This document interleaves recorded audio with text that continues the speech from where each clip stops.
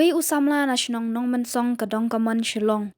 Ulangam jalop Wahrew kat badang Jngi hakashitarik keralingkot arja arpausau.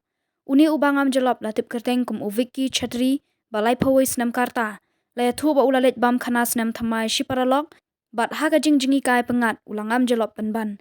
Ya kamet jeng ula say no ki search and rescue team ke Meghalaya Fire and Emergency Service.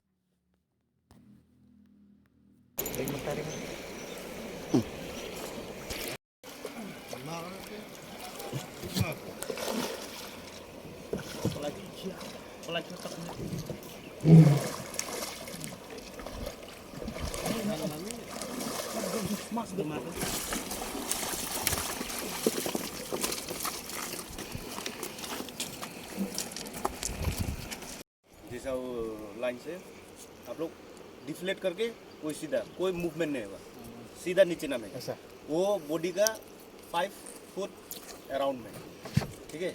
नीचे या ऊपर जो जगह में भी हम लोग को पता रहेगा, तो वो बॉडी का 5 या 6 फुट ऊपर या नीचे आप लोग में उतरेगा, ठीक है। तो उतरने के बाद आप लोग जाओ, ले लो सिग्नल आ जाओ, या फिर आप लोग इन्फ्लेट करो। साइड से जाने से भी कैसा था जी?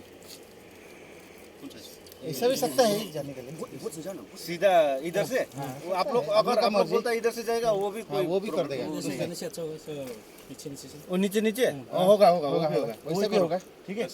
यहाँ से सीधे जाओ, हम लोग बोट लेके जाएगा, वो बॉडी का ऊपर में स्टेबल करेगा, आप लोग को गाइड करेगा।